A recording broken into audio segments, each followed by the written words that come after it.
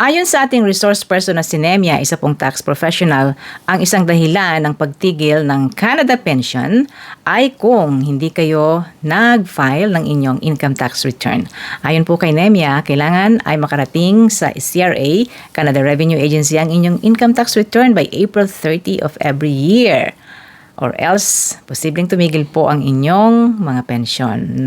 Unang-una na po ay ang GIS o ang Guaranteed Income Supplement, kasi ang GIS po ay nakabase sa kung magkano yung in-file ninyong income for last year. Halimbawa, kung single ka, dapat meron kang $22,440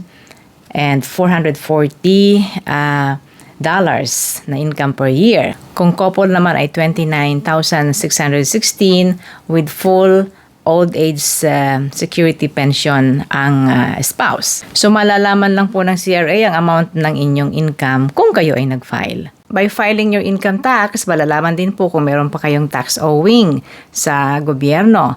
At ang inyo rin pong filing ng income tax ang magdedetermine kung meron naman kayong tatanggapin pa ng mga benefits mula sa probinsya or sa territory, katulad po ng GST and HST credit at iba pa. Kaya kailangan talaga mag-submit ng income tax return kahit kayo ay may babayaran o wala. Ito po si Ate Menchi mula sa Toronto. Thanks for watching.